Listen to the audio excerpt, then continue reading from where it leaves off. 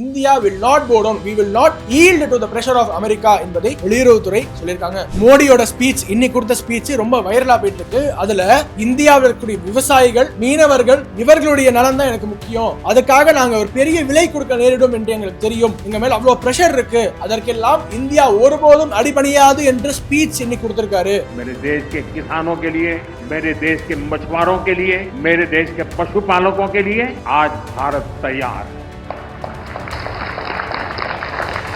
Donald Trump மற்ற நாடுகளோட விளையாடி பார்க்குற மாதிரி, கனடாவோட மிஸ் பண்ணி பார்த்த மாதிரி இந்தியாவோட மிஸ் பண்ணி பார்க்கலாம் அப்படின்னு நினைச்சிருக்காரு கூட. அது கண்டிப்பா நடக்காது. India is not Canada and PM Modi is definitely not mark Carney. கூடிய விரைவில் நீங்கள் உணர்வீங்க, இன்னும் நாம் ஒரு தேன் கூட்டில் கைவிட்டு விட்டோம். இந்த தேன் கூட்டில் கைவிட்டதன் விளைவை விரைவில் அமெரிக்கா அனுபவித்து தீரும். அனைவருக்கும் வணக்கம். தொடர்ச்சியாக நம்மளுடைய சேனல்ல இந்த ஜியோ பொலிட்டிக்கல் அப்டேட்ஸ் உங்களுக்கு கொடுத்துட்டே இருக்கும், உடனுக்குடன் கொடுத்துக்கிட்டு இருக்கோம். அதனால இந்த வீடியோவும் கடைசி வரைக்கும் பாருங்க. நம்ம சேனல்ல சப்ஸ்கிரைப் பண்ணாதவங்க சப்ஸ்கிரைப் பண்ணிக்கோங்க. ரொம்ப முக்கியமான தகவல்கள் நேஷனல் இன்ட்ரெஸ்டின் அடிப்படையில நாங்க உங்களுக்கு கொடுத்துக்கிட்டு இருக்கோம். அந்த வகையில இன்னைக்கு பாத்தீங்கன்னா ஒரு முக்கியமான ஒரு அப்டேட் ஒன்று வந்திருக்கு. எல்லாருக்குமே தெரியும், 50% டாரிஃப் உயர்த்தப்பட்டிருக்கு இந்தியாவுக்காக மட்டும். இது எப்படி அநியாயமானது, அராஜகமானது என்று நம்ம பேசிக்கிட்டே இருந்தோம் போன 2 வீடியோல. இன்னைக்கு அதையே தான் வெளியுறவுத்துறை ஒரு அறிக்கையாக விட்டிருக்காங்க. The United States has in recent days targeted Indian oil imports from Russia. We have already made clear our position on these issues, including the fact that our imports are based on market factors and done with the overall objective of ensuring the energy security of 1.4 billion people. It's therefore extremely unfortunate that the US should choose to import additional tariffs on India for actions that several other countries are also taking in their own national interest. அமெரிக்காவால் India குறிவைக்கப்படுகிறது. காரணம், ரஷ்யாவில இருந்து நாங்க import பண்றோம் என்ற ஒரே காரணம். வேற என்னங்க காரணம் இருக்க முடியும்? அதை தான் அவங்க சொல்றாங்க. டொனால்ட் ட்ரம்ப் அவருடைய ட்வீட்ல என்ன போட்டிருந்தாரு? உக்ரைன்ல அப்பாவி மக்கள் சாகுறாங்க, அது இந்தியாவுக்கு கண்ணு தெரியல, ரஷ்யா கிட்ட இருந்து ஆயில் வாங்குறாங்க என்ற அந்த காரணத்தை சொல்லி அடிஷனலா ஒரு 25% போட்டு 50% டாக்ஸ் போட்டிருக்கீங்களே, this is definitely unfair, unjustified and unreasonable என்ற வார்த்தையை இந்தியாவுடைய வெளியுறவுத்துறை பயன்படுத்துறாங்க. India will take all actions necessary to protect its national interest.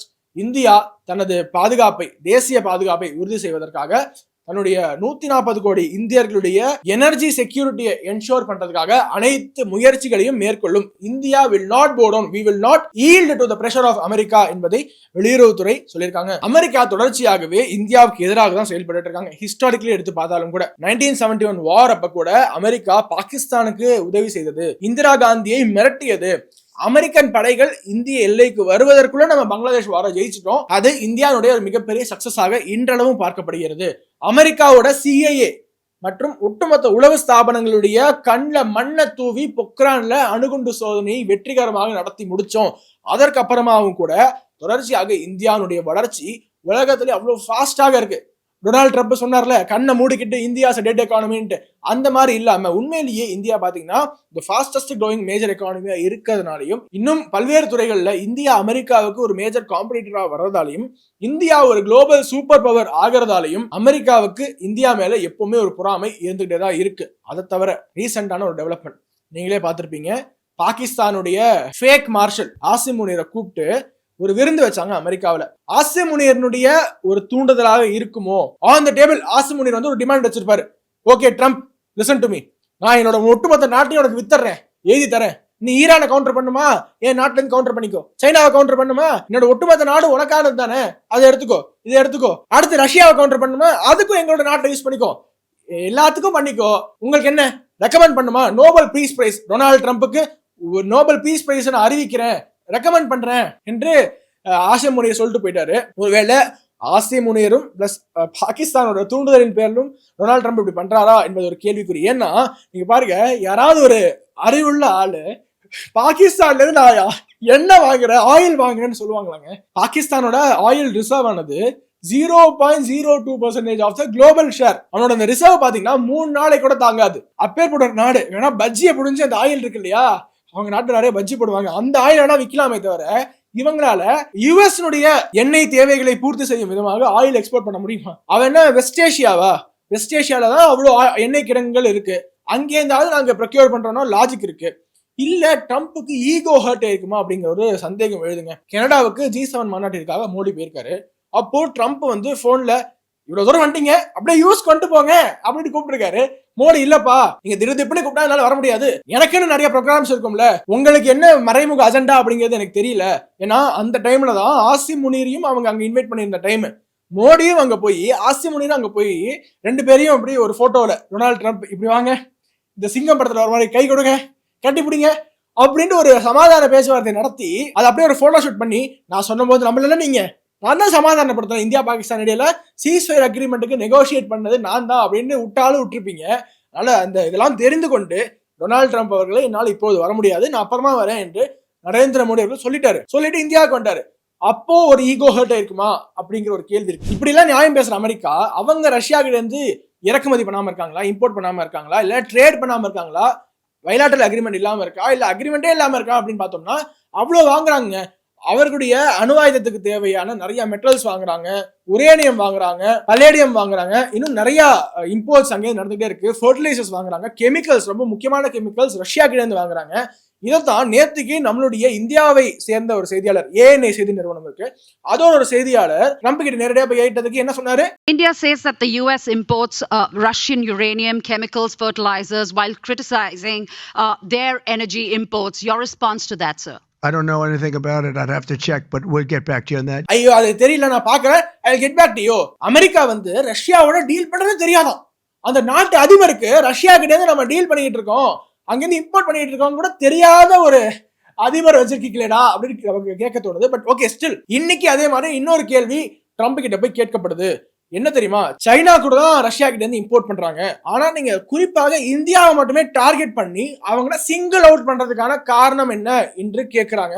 அதற்கு ட்ரம்ப் சொல்றாரு, Indian officials have said that there are other countries that are buying Russian oil. It's okay. Like China, for instance, It's buys okay. more. Yeah. Why are you singling India out for these additional sanctions? It's only been 8 hours.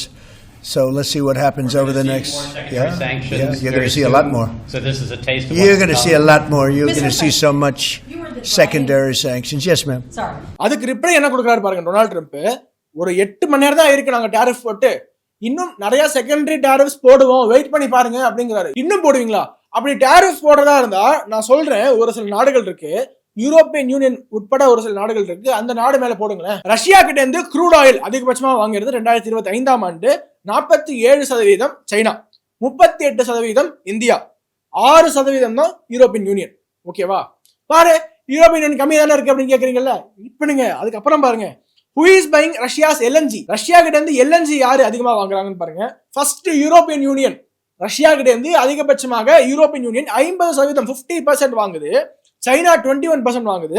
Japan 19% வாங்குது. Japan மேல tariff போடு. European union அவ்வளோ நாடுகள் உங்களோட அல்ல கைகளா இருக்காங்கல்ல, நாட்டோல நீங்க எல்லாம் ஒரு கூட்டமைப்பு தானே, அவங்க மேல முடிஞ்சா போடு. அடுத்து, who is buying Russia's pipeline gas? Pipeline gas இருக்கு இல்லையா, அது யார் அதிகமா வாங்குறா? European union.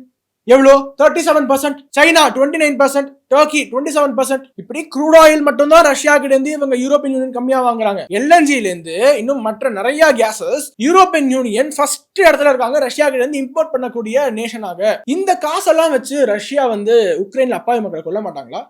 இல்ல அந்த காசு அப்படியே இல்ல எனக்கு இந்த காசே வேணாம் அப்படின்னு ஃப்ரீயா கொடுத்துட்டு இருக்காங்க ரஷ்யா. இப்ப மட்டும் உக்ரைனோட மக்கள் கண்ணு முன்னாடி வந்துட்டு போக மாட்டாங்களா? என்னங்க உங்களோட ஸ்டாண்ட்? இதுதான் அமெரிக்கன் ஹிப்பாக்ரசி. ஒவ்வொரு வீடியோலையும் உங்களுடைய அமெரிக்கன் ஹிப்பாக்ரசியை நம்ம தோலுரிச்சு காட்ட வேண்டியது எங்களுடைய வேலை. அதை நாங்க தொடர்ச்சியா செய்து கொண்டுதான் இருப்போம். இதே மாதிரி மற்றும் ஒரு அமெரிக்கன் ஹிப்பாக்ரசியை நான் சொல்றேன். ஒரு முறை இல்ல, 2 முறை இல்ல, பல முறை நம்மள டாரிஃப் போடுவோம் என்று மிரட்டி இருக்காங்க. அணுவாயுத சோதனையை முடித்தவுடன், பொக்ரான்ல நம்ம அணுவாயுத சோதனை பண்றோம், முடித்தவுடன் சாங்ஷன்ஸ் நம்மளை போட்டு அவ்வளவு டார்ச்சர் பண்ணாங்க. இப்போ அமெரிக்கன் ஹிப்பாக்ரசினா என்ன அப்படிங்கிறது இன்னொரு உதாரணம் சொல்றேன். Special envoy of USA Steve Witkoff அப்படின்னு பேரு.